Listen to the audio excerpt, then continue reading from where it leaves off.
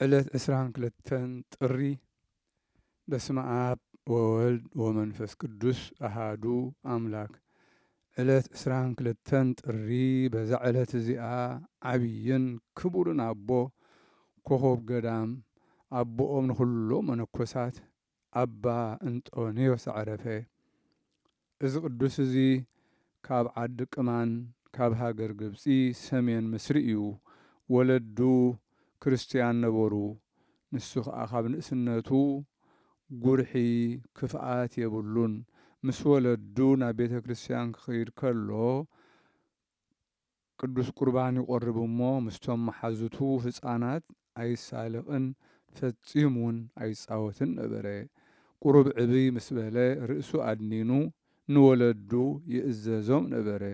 7 ዓመት ምስ ገበረ መፅሓፍቲ ቤተ ክርስቲያን ተማህረ። ሽዑ ኣብቲ ግዜቲ ናይ እስክንድርያ ሊቀ ጳጳሳት ኣባ ቴዎናስ ተሸይሙሉ ዝነበረ ዘመን እዩ። ናይ ኣባ እንጦንዮስ ዜና ምስ ሰምዐ ከዓ ልኢኹ ናብኡ ኣምፅኦ መረቆሞ ብዛዕባኡ ከዓ ተነበየ። እዚ ህፃን እዚ ኣብ ቅድሚ እግዚኣብሔር ዓብይ ክኸውን እዩ በለ። ኢዱ ኣብ ልዕሊኡ ኣንቢሩ ድማ ማዕርገ ዲቁና ሾሞ። ድሕሪዚ ወለዱ ዓረፉ። ንእሽቶ ሓፍቱ ምስኡ ገደፍሉ። ድሕሪ 7 ኣዋርሕ ከም ልማዱ ናብ ቤተ ክርስቲያን ከደ። ፍቅሪ መንፈስ ቅዱስ ከዓ ኣብ ልቡ ሓደረ። ሽዑ ማሕበር ሃዋርያት ከመይ ኢሎም እዮም ኩሉ ተግባራቶም ሓዲጎም ጥሪቶም ሸይጦም ናብ እግሪ ሃዋርያት ዘምፅእዎን ዘእትውዎን ዝነበሩ ከምቲ ኣብ ዜና ሃዋርያት ተፃሒፉ ዘሎ ኢሉ ሓሰበ። እቲ እግዚኣብሔር ዘዳለወሎም ተስፋ ኣብ ሰማያት ክረኽብዎ ዝረኽብዎ ትዕድልትስ ከመይ ዝበለ ኮን ይኸውን እናበለ ኩሉ ግዜ ብዛዕባ እዚ ይሓስብ ነበረ። መሊሱ ድማ ኣብ ቅዱስ ወንጌል ዘሎ ናይ ጎይታና ቃል ዘከረ።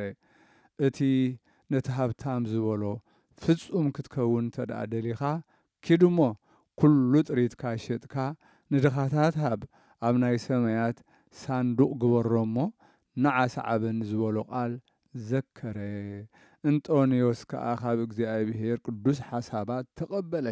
ብልቡ ከዓ እዚ ቃል እዚ ብዛዕባኡ ከም ዝተባህለ ገይሩ ሓሰበ። ሽዑ ካብ ቤተ ክርስቲያን ወፀ። ነቦኡ ጽቡቕን ገፊሕን ምድሪ ነበሮ። እዚ ነቶም ደቂ ዓዲ ገደፈሎም። እቲ ዝገደፍሉ ንብረትን ገንዘብን ከዓ ንድኻታትን ንመሳኺንን ዓደሎ። ንሓብቱ ሒዙ ከዓ ናብ ደብረ ደናግል ወሰዳ። ንሱ ከዓ ብጾምን ብጸሎትን ክጋደል ጀመረ። ቅድሚ እቲ ግዜቲ ግብሪ ምንኩስና ይነበረን ኣይተራእየን። እንታይ ደኣ እቲ ንእግዚኣብሔር ከገልግል እየ ዝበለ ካብቲ ዓዲ ቁሩብ ውፅእ ኢሉ ብተጸምዶ ማለት ብተጋድሎ በይኑ ይነብር ነበረ። ኣባ እንጦንዮስ ከዓ ከምኡ ገበረ። ሰይጣን ከዓ ብትህኪትን ግብሪ ሓጢኣት ብምሕሳብን ይከራኸሮ ነበረ። ከምኡውን ብሕልሚ ገጽ ሰበይቲ የምፅኣሉ እሞ ንሳ ከዓ ከምዚ ምስኡ ትድቅስ ይመስሎ። ንሱ ግና ነዚ ኩሉ ሕማቕ ተግባራት ብሓይሊ እግዚኣብሔር ይቃለሶ ነበረ። ካብኡ ናብ ገምገም ባሕሪ ኸይዱ ሓደ ጸቢብ ሰፈር ሃነፀ። ኣብኡ ከዓ ተቐመጠ። ነታ ጸባብ ገዝኡ ዓፅዩ ድማ ኣብኡ ተጋድሎ ይጋደል ነበረ። ኣዝማዱ ኮነ ዝፈልጥዎ ሰባት ድማ ይበጽሕዎ፣ መግቡ ድማ የምጽእሉ ነበሩ። ሰይጣውንቲ ነዚ ርእዮም ቀንኡሉ። መጺኦም ከዓ ብዓብዪ ማህረምቲ ዘበጥዎ፣ ደርቢዮም ከዓ ሓደግዎ። ኣዝማዱ ክበጽሕዎ ምስ መጹ ከም ሙት ተደርብዩ ረኸብዎ። ተሸኪሞም ናብ ቤተ ክርስቲያን ወሰድዎ። እሞ ጎይታ ከዓ ካብ ሕማሙ ፈወሶ ኣሕወዮ። ምስ ተፈለጦ ምስ ነቕሐ ድማ ናብታ ቦታኡ ተሸኪሞም ክወስድዎ ለመኖም እሞ ንሳቶም ድማ ወሰድዎ። ንሰይጣውንቲ ምስ ተሰነፎም ብዙሕ ምትሃት ማለት ብጥንቆላ መሲሎም መፁ። በምሳል ኣራዊት፣ ኣናብስቲ፣ ተኋሉ ገባብል ኣትማን ዕንቅርቢታት መሲሎም መጽዎ እሞ ነፍሲ ወከፎም ተተንሲኦም ከፍርህዎ ይቐርብዎ ንሱ ግና ይሳለቐሎም ኣብ ልዕለይ ስልጣን እንተልይኩምስ እስከ ሰንፉኒ ይብሎም እሞ ሽዑ ከም ትኪ ብትን ይብሉ ምክንያቱ ጎይታ ኣብ ልዕሊ ሰይጣውንቲ ናይ ምስናፍ ስልጣን ስለ ዝሃቦ በዚ ካብ ሕማምን ካብ ተጻብኦ ሰይጣውንትን ኣዕረፈ ካብ ዓመት ናብ ዓመት ከዓ 7 ግዜ ጥራይ ብፀሓይ ዝበብሰሎ መግቢ ይበልዕ ነበረ ናብታ በዓቱ ማንም ሰብ ከኣቱ ኣይፈቅድን እንታይ ደኣ ኣብ ደገ ደው ኢሉ ቃሉ ይሰምዕ ነበረ ከምዚ ኢሉ ንጽድቂ ተቆሪኑ 20 ዓመታት ተጋደለ ድሕሪዚ ጎይታ ንሰብ ከጸናንዖምን ፍጹም ፍርሃት እግዚኣብሔርን ኣምልኾቱን ክምህሮምን ኣዘዞ ናብ ሃገር ፍዩም ከይዱ ከዓ ንብዙሓት ኣሕዋት መሃሮም ብሕጊ እግዚኣብሔር ከዓ ጽንዖም ካብ ኣድባራትን ካብ ብዙሕ ዓድታትን ተኣኪቦም ከዓ ንሰናይ ግብሪ ዝጋደሉ ኮኑ ንሱ ከዓ ናብ ደብሩ ተመልሰ በቲ ግዜ እቲ ንክርስቲያን ምስጓግ ኮነ ብዙሓት ናይ ሰማዕትነት ኣክሊል ተቐበሉ ሞቱ ንሱ ከዓ ሰማዕትነት ክቕበል ደለ ደብሩ ገዲፉ ድማ ናብ ሃገር እስክንድርያ ከይዱ ብጎይታና ኢየሱስ ክርስቶስ ተኣመነ ፈጺሞም ግን ኣይሓዝዎን ቁሊሕ ኣይበልዎን ነቶም ዝተኣስሩ ኣመንቲ ከዓ በጽሖም እሞ ኣጸናንዖም እቲ ገዛኢ ንእንጦንዮስ ከም ዘይፈርህ ምስ ረኣዮ ነቶም ወተሃደራት ኣብቲ ዘሳቂሉ ማለት ዝቆጽዕሉ ከባቢ ማንም መነኮስ ከይርአ ከይመጽእ ኢሉ ኣዘዞም እንጦንዮስ ግና ኩሉ ግዜ ኣብ ቅድሚኡ ብግልጺ መጺኡ ይረኣዮ ከቆጥዖ እሞ ክሳቅዮ ክቐትሎ ሰማዕትነት ክረክብ ኢሉ ድማ ከቢድ ነገራት ይዛረቦ ነበረ እቲ ገዛኢ ግን ዋላ ሓንቲ ኣይተዛረቦን ኣብ ልዕሊኡ ድማ ዋላ ሓንቲ ሕማቕ ኣይገበረን እዚ ከዓ እግዚኣብሔር ንጥቕሚ ብዙሓት ኢሉ ስለ ዝሓለዎ እዩ እቲ መዋዕል ስደት ማለት ዘበን ምስጓግ ብቅዱስ ጴጥሮስ ተፍጻሜተ ሰማዕት ናይ እስክንድርያ ሊቀ ጳጳሳት ምስ ተፈጸመ ቅዱስ እንጦንዮስ ድማ ብፍቃድ እግዚኣብሔር ናብ ደብሩ ተመልሰ እቲ ዝኽደኖ ክዳን ማቕ ኣጎዛ ባጊዕ ሰቀ ጸጉሪ እዩ ብኩሉ ዘበን ህይወቱ ማይ ኣይተሓጽበን ብዙሓት ሕሙማት ናብኡ ይመጹ ነበሩ ንሱ ከዓ ጸልዩ ይሕውዮም ነበረ ብዙሓት ሰባት ትምህርቱ ክሰምዑ ናብኡ ክመጹ ምስ ረኣየ ከምቲ ዝደልዮ በይኑ ምንባር ምስ ከልእዎ ትዕቢት ከይመጾ ፈርሀ እሞ ናብ ላዕላይ ግብፂ ኣብ ዘይረኽብዎ ቦታ ክኸይድ ሓሰበ ካብ ገሊኦም ኣሕዋት ንእሽቶን ጌራ ወሲዱ ናብቲ ገምገም ባሕሪ ኸደ መርከብ ተሰቒሉ ናብ ዝደለዮ ክኸይድ ኢሉ ድማ ይጽበ ነበረ ሽዑ ካብ ሰማይ ኦ እንጦንዮስ እንታይ ትደሊ ናበይ ከትኸይድ ኣለኻ ዝብል ቃል ናብኡ መጸ ንሱ ከዓ ብዙሓት ሰባት ናባይ እናመጹ በይነይ ምንባር ከሊኦምኒ ስለዚ ናብ ላዕላይ ግብፂ ክኸይድ ደልየ በለ እቲ ቃል ከዓ ከምዚ ኢሉ መለሰሉ ናብ ላዕላይ ግብፂ ክትከይድ እንተደሊኻ ድኻምካ መሊሱ ክውስኽ እዩ በይንኻ ክትነብር እንተደሊኻ ድማ ናብቲ ገዳም ማለት ናብቲ በረኻ ናይ 3 መዓልቲ መገዲ ኪድ በሎ ሽዑ ኣዕራብ ሰባት በታ መገዲ ክኸዱ ዝደልዩ ረኣዮም እሞ እንጦንዮስ ከዓ ናብኦም ከይዱ ናብቲ ዝኸድዎ በረኻ ምስኦም ክኸይድ ለመኖም ንሳቶም እውን ብሓጎስ ተቐበልዎ 3 መዓልቲ ምስኦም ከደ ኣብቲ ደብሪ ክሳብ ዝበጽሕ ኣጸቢቑ ርሑቕ ነበረ ኣብኡ ከዓ ጽሩይ ጥዑም ዝሑል ማይ ነበረ ሆሳእናን ብዙሕ ተምርን እውን ኣለዎ ቅዱስ እንጦኒ ከዓ ነቲ ቦታ ፈተዎ ጎይታና ካብ ገምገም ባሕሪ ጸዊዑ ናብ ዘዳለወሉ ቦታ ስለ ዘምጽኦ ኣብቲ ቦታ እቲ ከዓ ተቐመጠ ዓረብ ከዓ መግቢ የምጽኡሉ ነበሩ። ኣብቲ ቦታ ብዙሓት ክፉኣት ኣራዊት ጸንሑ እሞ ንሱ ከዓ ብጸሎቱ ሰጎጎም። ሓደ ሓደ ግዜ ናብ ደብሩ ናብቲ ገምገም ወፂኡ ነቶም ኣብኡ ዘለዉ ኣሕዋት ይበጽሖም ኣጸናኒዕዎም ከዓ ናብ ቦታኡ ይምለስ ነበረ። ዜናኡ ኣብ ጻድቕ ንጉስ ቆስጠንጢኖስ ተሰምዐ። ንሱ ከዓ እናወደሰ ብጸሎቱ ክዝክሮ ደብዳቤ የጽሓፈሉ። እቶም ኣሕዋት ብደብዳቤ እቲ ንጉስ ተሓጐሱ። ቅዱስ እንጦንዮስ ግና ናብቲ መልእኽቲ ንጉስ ግልጽ ኢሉ ኣይረኣዮን። ነቶም ኣሕዋት ከዓ እንሆ ናይ ሰማያዊ ንጉሰ ነገሥት መጽሓፍ መልእኽቲ ኣብ ልዕሌና ይንበብ ኣሎ። ኣብዚ መጽሓፍ መልእኽቲ ምድራዊ ንጉስ እንታይ ኣሎና? ንሕና ንዕኡ ኣይንሰምዕ ኣይንእዘዝ በሎም። እቶም ኣሕዋት ከዓ እዚ ንጉስ ጻድቕ ፈታዊ ቤተ ክርስቲያን እዩ፣ ብደብዳቤ ጌርካ ከተጸናንዖ ይግብኦ እዩ ኢሎም ለመንዎ። ንሱ ከዓ ኣብ ልዕሊኡን ኣብ ልዕሊ መንግስቱን ኣብ ልዕሊ ሰራዊቱን እናባረኸ ናይ መጸናንዕ ደብዳቤ ጽሓፈሉ። ካልእ እውን ናይ ፈረንጂ ናይ በርኪኖን ዝተባሃለ ዓዲ ንጉስ ርሕቀቱ ናይ 6 ኣዋርሕ መገዲ ዝኸውን ዜናኡ ምስ ሰምዐ ናብ ቅዱስ ኣባ እንጦንዮስ መልእኽቲ ለኣኸ። ብሕማማት ጎይታና ኢየሱስ ክርስቶስ ናባና ክትመጽእ ንዓና ንሃገርና ንሰራዊትና ክትባርኸና እልምነካ ኣለኹ በሎ። ኣባ እንጦንዮስ ከዓ ምንቲ ሕማማት ጎይታና ብዝበሎ ኣጸቢቑ ሓዘነ። ቆይሙ ድማ ከምዚ ኢሉ ጸለየ።